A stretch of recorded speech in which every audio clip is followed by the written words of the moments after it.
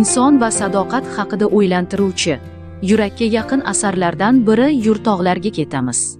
Ushbu qissa hayotning eng nozik tuyg'ularini mehr, do'stlik va sadoqatni o'zida mujassam etadi. Asar boshidanoq o'quvchini chuqur o'yga toldiradi.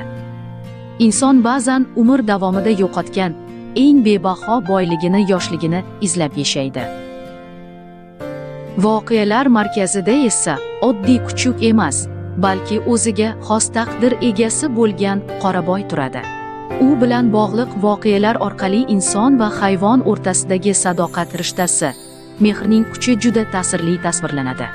Jamiyatning sovuqqonligi va shafqatsizligi fonida haqiqiy do'stlik qanday sinovlardan o'tishi ko'rsatiladi.